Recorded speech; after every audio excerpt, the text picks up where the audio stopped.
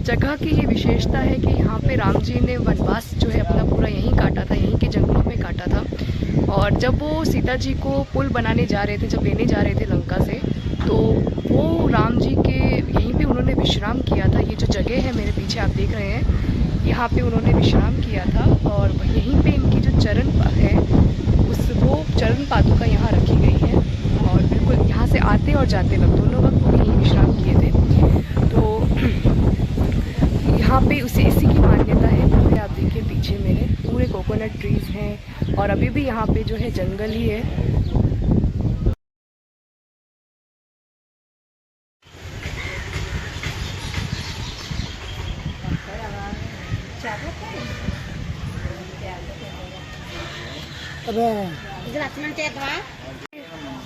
अब जो जगह हम आए हैं वो है रामकुंड। यहाँ रामकुंड है और उसके बाद में ये है राम मंदिर जो मेरे जस्ट पीछे है। मैं भी आपको लेके चलूँगी। तो ये है राम मंदिर पीछे और यहाँ जो मैंने आपको दिखाया था वो रामकुंड है। जय श्री राम।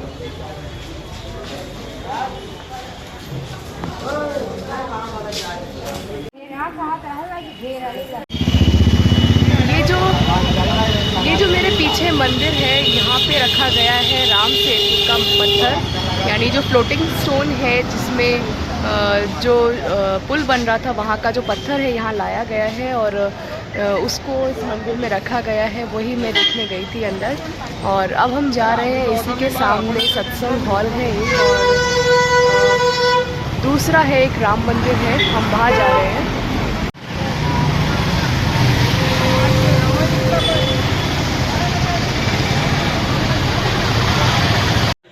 ये जो मंदिर आप ठीक पीछे मेरे देख रहे हैं, ये लक्ष्मण जी का मंदिर है। शेष अवतार, शेषनाग के अवतार में जो है यहाँ पे विराजित है। शिवलिंग है और उनके गले में जो है शेषनाग है और उनका ये मंदिर है। ये बिल्कुल राम सेतु के जो पत्थर रखा गया फ्लोटिंग स्टोन, उसके पीछे या उससे थोड़ा सा आगे ही है। और अभी ये जो है अंडर डेवलपमेंट है और पेंटिंग वगैरह का काम जो है चल रहा है।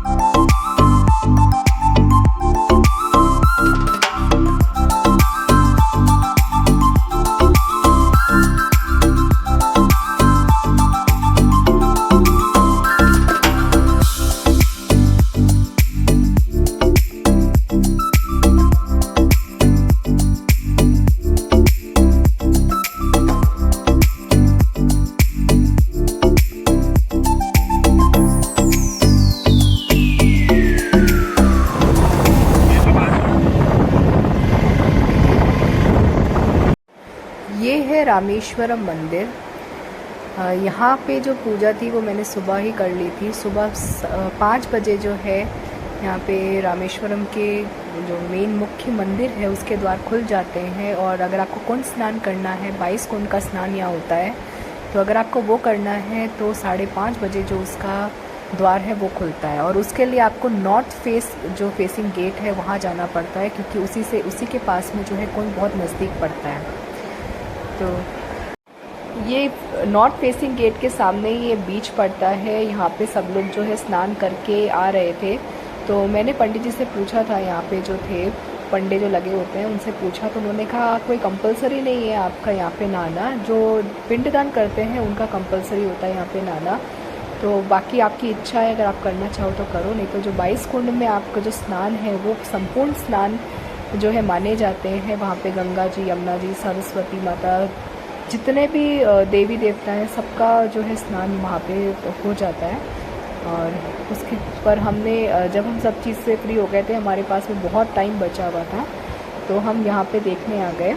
और हम स्नान, मेरे बेटे को हमने स्नान करवाया, इन्होंने भी स्नान किया था। मैंने बाद में सबसे लास्ट में किया था। और यहाँ पे कैमरा अलाउड है। बाकी किसी भी मंदिर में जो है आपको कैमरास रिस्ट वॉचेस वगैरह कहीं अलाउड नहीं है। तो बिल्कुल हाथ को फ्री करके ही जाए, नहीं तो कैमरा वगैरह आपको कहीं ना कहीं जमा करवाना ही पड़ेगा। तो उससे बचने के लिए जो है आप बिल्कुल अपने माइंड फ्री हो करके इवन चप्पल भी जो है आपको होटल में ही रखनी है। तो मैं इस वीडियो को एंड कर रही थी, तो एंड करने से पहले मैंने देखा इसमें मैंने बहुत सारी जो चीज़ें हैं वो मिस कर दी हैं। और आज मेरा रामेश्वरम का 3rd डे है यहाँ पे स्टे करने का। वैसे 2 डे इनफ था, बट मेरी जो ट्रेन है वो आज की है, मुझे कल की ट्रेन नहीं मिली थी, वरना शाम के बाद मैं बिल्कुल फ्री थी यहाँ पे, दोपहर के बाद ही मैं फ्री हो गई थी। तो धनुषकौड़ी लास्ट था मेरा जो विज़िट था यहाँ का। वो क्या है, शाम के टाइम 5 बजे जो है बंद हो जाता है, वहाँ पे एंट्री बंद हो जाती है। तो शाम के 5 बजे से, यानी मैं 6:30 बजे मंदिर से फ्री हो गई थी। मंदिर में जो दर्शन है वो मेरे 6:30 बजे तक हो गए थे। उसके बाद हमने थोड़ा सा नाश्ता किया यहाँ पे ब्रेकफास्ट करके, और धनुषकौड़ी के लिए हम लोग निकल गए थे। और वहाँ पर जो है 45 मिनट्स आपको रुकने देते हैं, उसके बाद बोलते हैं आप जाइए।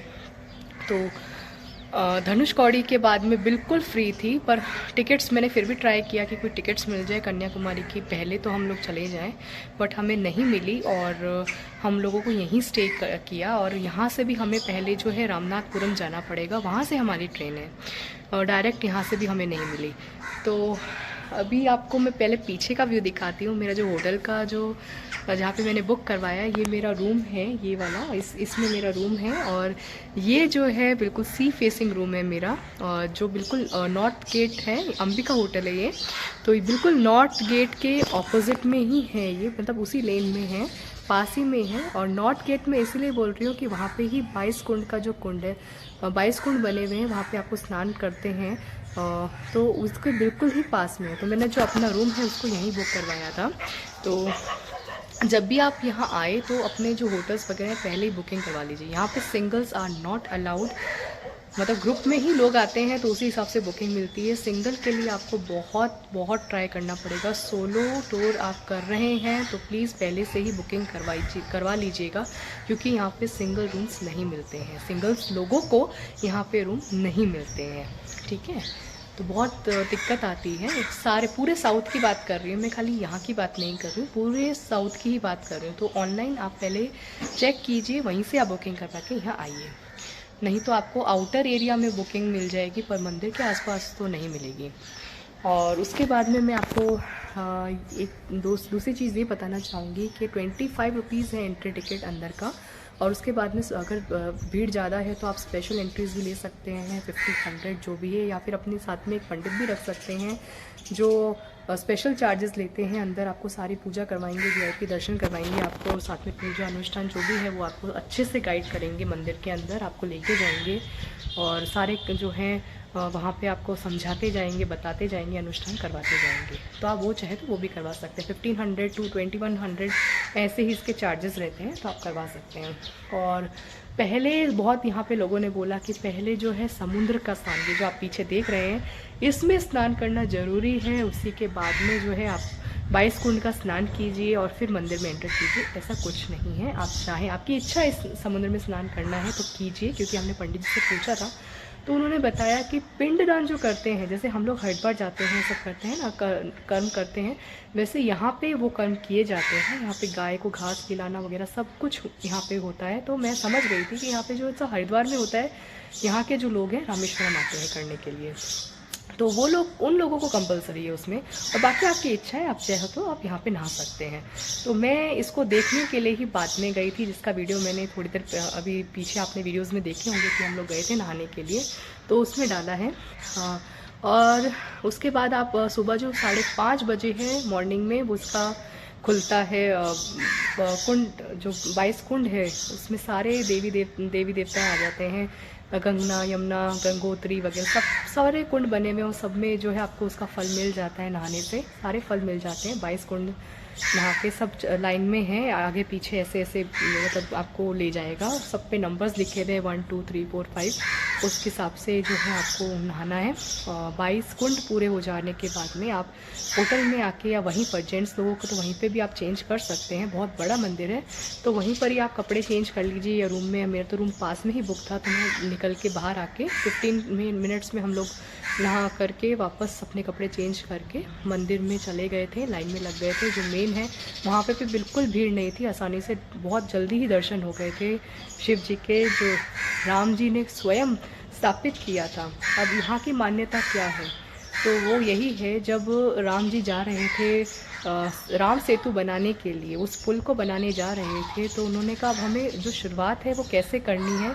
तो उन्होंने अपने हाथों से यहाँ पे शिव जी का जो है शिव जी को स्थापित किया, उनकी पूजा की, उनका आशीर्वाद लिया।